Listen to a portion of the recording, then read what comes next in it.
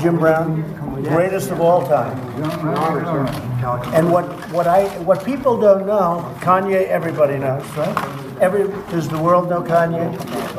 What people don't know about Jim? They say, first of all, he's the best football player, but they say he was an even better lacrosse player. Do you think so?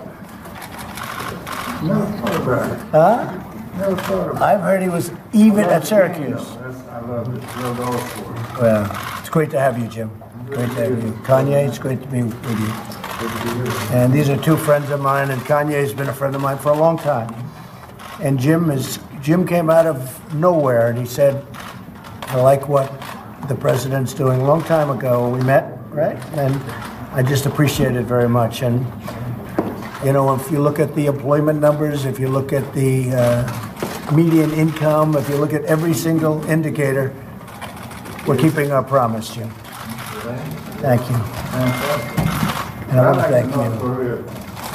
I like North Korea, too. Yeah. Well, he's turned out to be good. Dialogue. We had a little dialogue. And the Secretary of State just came back. Mike just came back from North Korea. We had very good meetings, and we'll meet again, but we're doing good. No more nuclear testing, no more missiles going up, no more nothing.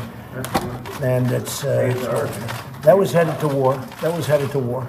Yeah, I mean, to me it seemed like that close. Yep, it was so close. I spoke to President Obama. I will tell you that was headed to war. And now it's going to be, I believe it's going to work out very well. And stop the war. We really stopped it. We saved millions of lives. You know, Seoul has 30 million people. You don't realize how big. 30 million people right near the border, 30 miles off the border. Millions of people would have been killed. And I will say Chairman Kim has been really good, and we made a lot of progress. That's nice that you say that, because that's a big thing. These folks were covering North Korea, not very promisingly. There were a lot of problems. President Obama said that was his biggest problem. And I don't say anything solved. One solved one of his biggest problems. Yeah. We solved one of the biggest problems. Yeah, it was a big solving, and not solved yet, but I think we're along. I think we're on the way. We know we did with some. Yeah, no, we're well on our way. You know what I mean, too. In a short period of time, Jim. Very short period of time. You know, I left Singapore 3 months ago, and we've made a lot of progress, so it's very good. Hey, look, that's one of many things. But I appreciate everything with you. I tell you what, Kim was in. Mrs. Johnson, we got her out. She was very unfairly treated. And there are many other people like that. We have Larry Hoover's lawyer with us today, and it's a prisoner that we're focused on. He has 6 life sentences, and they have him next to the Unabomber doing 23 and 1. What did he do, Larry? What happened? What did he do? Why is he in? Yes, tell us the story. Allegedly, it's for conspiracy from prison, from state prison. It's alleged.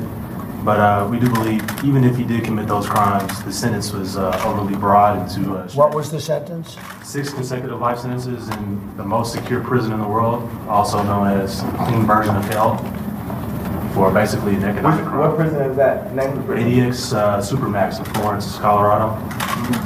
They house the Unabomber, Al-Qaeda operatives, mass killers, Oklahoma City bomber, things of that nature. How old is he? How old? 68. He's 68 years old? Yeah, 68 years old. And really the reason why they imprisoned him is because he started doing positive for the community. He started showing that he actually had power, that he wasn't just one of a monolithic voice, but he could wrap people around. So there's theories that there's infinite amounts of universe and there's alternate universe. So it's very important for me to get Hoover out, because in an alternate universe, I am him. And I have to go and get him free, because he was doing positive inside of Chicago, just like how I'm moving back to Chicago. And it's not just about, getting on stage and being an entertainer and having a monolithic voice that's forced to be a specific party. People expect that if you're black, you have to be Democrat.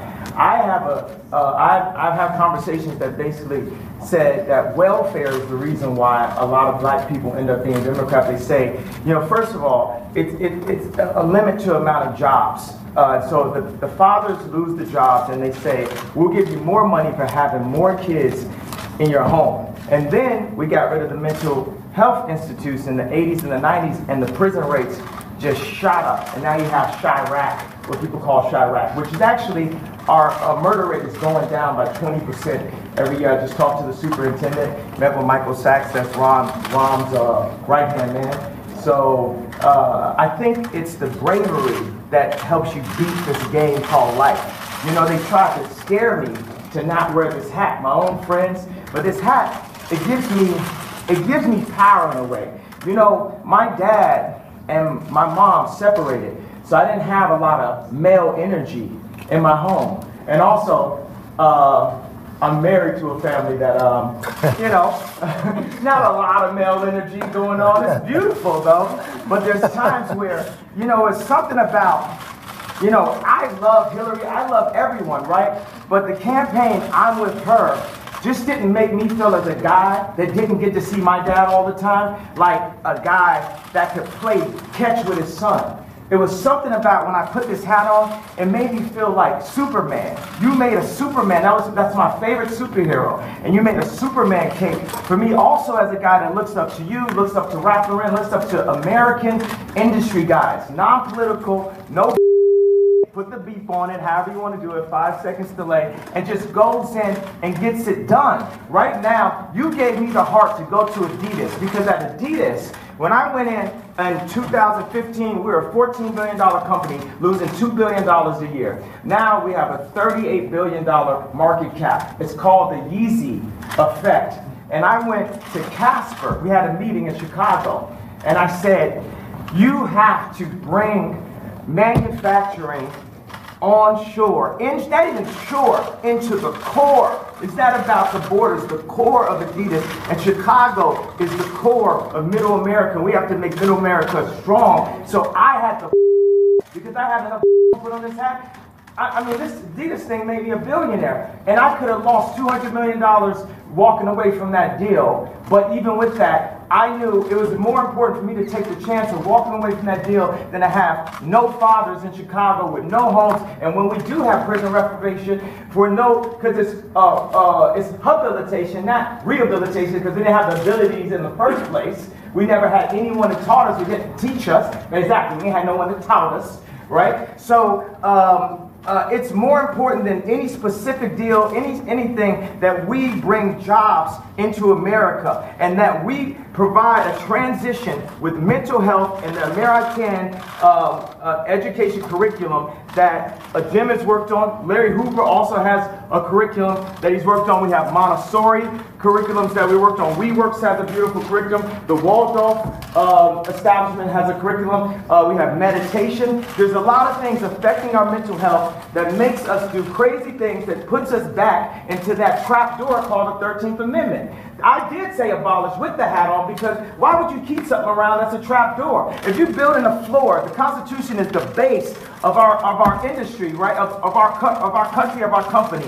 Would you build a trap door that if you mess up and you accidentally something happens, you fall and you end up next to the Unabomber? You got to remove all that trap door out of the relationship. The four gentlemen that wrote the 13th Amendment, and I think the way the universe works is perfect. We don't have 13 floors, do we?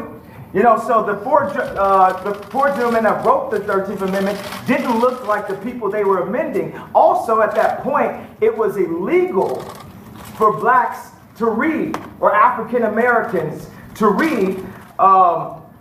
And so that meant if you actually read the amendment, you get locked up and turned to a slave. Again, so what I think is, we don't need sentences, we need pardons. We need to talk to people. I was diagnosed with bipolar disorder. I was connected with a neuropsychologist that works with the athletes in the NBA and the NFL. And he looked at my brain. It's equal on 3 parts. I'm going to go ahead, drop some bombs for you. 98 percentile IQ test. I had a 75 percentile of all human beings, but it was counting 8 numbers backwards after it was repeating. So I'm going to work on that one. The other one's 98% Tesla, Freud. So he said that I actually wasn't bipolar. I had sleep deprivation, which could cause dementia 10 to 20 years from now, where I wouldn't even remember my son's name. So all this power that I got, and I'm taking my son to the Sox game and all that, I wouldn't be able to remember his name from a misdiagnosis. And what we need is, we can empower the pharmaceuticals and make more money. That's one thing. I've never stepped into a situation where I didn't make people more money. So we can empower pharmaceuticals, we can empower our industries, we can empower our factories, we can bring not only Adidas on shore, we can bring Foxconn to set up a factory in, I think, Minnesota, 53,000. Wisconsin. Yeah, Wisconsin. They have 4,000 jobs, people making $53,000 a year. And one of the things we got to set is Ford to have the highest design, the dopest cars, the most amazing. I don't really say dope, I don't say negative words and try to flip them. We just say positive, lovely, divine, universal words. So the flyest, freshest, most amazing car. And what we want to start with is, I brought a gift with me right here. This right here is the iPlane 1. It's a hydrogen-powered airplane, and this is what our president should be flying in. Look at this, Jared. So get rid of Air Force One. Can we get rid of Air Force One? No, you don't like that. Well, we're going to have Apple, an American company, work on this plane with. But you know what I don't like about? It's not that I don't like. What I need Saturday Night Live to improve on, and what I need the liberals to improve on is, if he don't look good, we don't look good. This is our president. He has to be the freshest, the flyest planes, the best factories, and we have to make our core be empowered. We have to bring jobs into America, because our best export is entertainment and ideas. But when we make everything in China and not in America, then we're cheating on our country. And we're putting people in positions to have to do illegal things to end up in the cheapest factory ever, the prison system. I'll tell you what, that was pretty impressive. I hate to say this, Jim. Do you want to say something? What do you do after that? If you don't mind if I... You are fit. Please, Jim, please. He doesn't look good, we don't look good. Right. Great, right? Isn't that a great statement? And it's so true. As a country, it's so true. Very impressed. I've never seen Jim Brown impressed before. He was impressed. That's true. That statement is amazing, huh? I want to tell you, it's great to have you guys with us. And we're going to go in, we're going to have some lunch. That was quite something. That was quite something. That was from the soul. Yeah, no. It's really, really very interesting. Yes, yeah, please. So you had said of President Bush that he doesn't care about black people. And you've heard some people say that about this president. How do you respond to that? What do you think of that? I think we need to care about all people. And I believe that when I went on to NBC, I was very emotional, and I was programmed to think from a victimized mentality, a welfare mentality. I think that with blacks and African Americans, we really get caught up in the idea of racism over the idea of industry. We say if people don't have land, they settle for brands. We want Polo Sport and Obama again. We want a brand more than we want land, because we haven't known how it feels to actually have our own land and have ownership of our own blocks. So when you don't have ownership, then it's all about how something looks. It's about the patina, it's not about the soil, it's not about the core. So we focus more on, is somebody wearing something, does someone disrespect me, so I gotta shoot them, or the idea of someone being racist. You know, we talk about police murders, which we definitely have to discuss, and we have to bring nobility to the police officers and make them, because police officers are just like us. But this is this whole hate building, right? And that's a major thing about racial tension. And we also, as black people, we have to take a responsibility for what we're doing. We kill each other more than police officers. And that's not saying that the police officer is not an issue, because they are in a position of power. But sometimes they're in placement of law enforcement. They need to be law power. It's force versus power. When you shouldn't have to force people to do that. So a lot of times the police officer is sitting there, they're being forced to do this and forced to do that block, and then they force somebody into something and force something. We have to release the love throughout the entire country and give opportunities. A lot of times it's just the overall lack of reparations that we, at any given point, we say, oh, this is racist, this is racist, this is racist, this is racist. So we don't have the reparations, but we have the 13th Amendment. We got to open up the whole conversation. So, and that's a move. One of the moves that I love that liberals try to do, the liberal would try to control a black person through the concept of racism because they know that we are very proud, emotional people. So when I said I like Trump to like someone that's liberal, they'll say, oh, but he's racist. You think racism can control me? Oh, that don't stop me. That's an invisible wall. Mr. West, what would you like? But you don't think Oh, your question. You had one question. We're going to go to another question. Okay. I answered your question. I don't answer questions in simple sound bites. You are tasting a fine wine. It has multiple notes to it. You better play 4D chess with me like it's Minority Report. Because it ain't that simple. It's complex. Mr. West, what would you like? I'm going to Chicago sometime, so I would like to know what you would like to ask President Trump to do for Chicago. You're here to talk about crime in Chicago. The thing that the head of the police and Mike Sachs met with me last night at the Soho House about was we feel that stop and frisk does not help the relationships in the city. And everyone that knew I was coming here said, ask about stop and frisk. That's the number one thing that we're having this conversation about. Another thing is opening up industries, and we've got to get some tax breaks because we're making we got a speed factory in Atlanta, but the shoes are costing us $300, so it's costing us too much to make things. So we need some prototypes here so we can get people back working. So China can't just beat us and Vietnam can't beat us. You got Levi's, the greatest jeans company in the world, making their jeans in Vietnam. So we're going to need to get a few breaks to be able to have some places in my hometown of Chicago and the 2.7 million to the 9 million surrounding suburbs where we can create some factories. Now, I think it would be cool for them to be Trump factories because he's a master of industry. He's a builder. And I think it would be cool to have Yeezy ideation centers, which would be a mix of education that empowers people and gives them modern information. Like sometimes people say, this kid has ADD, this kid has ADD. He don't have ADD, school is boring. It was boring, it's not as exciting as this. We have to make it more exciting, we have to mix curriculums. You play basketball while you're doing math. You learn about music while you meditate in the morning. We have to instate mental health and art programs back into the city. So those are, and also Larry Hoover is an example of a man that was turning his life around. And as soon as he tried to turn his life around, they hit him with 6 life sentences. So I believe you say don't tear down the statues. Larry Hoover is a living statue. He's a beacon for us that needs to see his family, that needs to go out and represent. When you have a block leader on every single block, they can own the block as their own. That's something I learned from Jim Brown, from A Mayor I Can. We need to put curriculums from people who really came from the streets, not people who are just trying to set us up to go into a work system or prison system that applies to what people are really going through, which Jim Brown has created. What about gun violence with all the debate about the Second Amendment going on? The problem is illegal guns.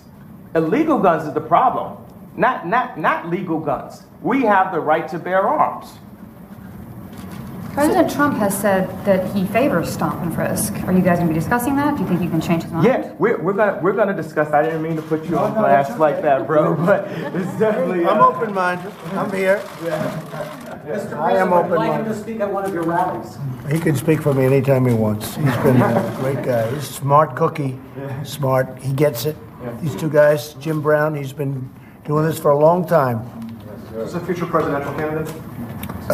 Could very well be. Only after. Could very well be. That's good. I'm glad to hear that. We have a good, and the thing is, let's stop worrying about the future. All we really have is today. We just have today, over and over and over again, the eternal return, the hero's journey. And Trump is on his hero's journey right now. And he might not have expected to have a crazy like Kanye West run up and support. But best believe we are going to make America great. Now the thing is, another thing is black people have an issue with the word again, and I believe my feeling from that is because I'm going to go all the way Sigmund with it because time is a minute. All we have is now. All we have is today. So the word again, it doesn't hurt us because of the idea of racism and slavery and different things. It hurts us because we need to focus on who we are now, today. I believe. So I actually brought some hats in that have a bit of a transition. I'm not trying to put you up there, spot a little bit. I made a hat that says "Make America Great," just that. But I would love to see at the Super Bowl, Trump wearing the "Make America Great" hat, Colin wearing the "Make America Great," and showing that we can bend a bit on this side, we can bend a bit on this side, and we can learn how to be malleable in the infinite universe that we are and the loving beings that we are. That we don't have to stick to all traditions. And we aren't a side. We are one unit. We are one country. We are one moment in history and time. We might have been here before, but right now, we're here together. And our greatest value that people have are other people. And we need to stop working on red and blue. It's like a gang again. Let me ask you this question. You're in the Oval Office. Okay. How does it feel to be in the Oval Office? Oh, it is good energy in this. Isn't it good energy? Yeah. It's good energy. It's a great place. Jim, how do you feel? I feel good. Yeah. I truly feel good. I thank you, too. You're so respected. And what Kanye's doing has been incredible. All over the world they're talking about this. And I have to tell you, I had important meetings today with senators and with everything. Nobody cared.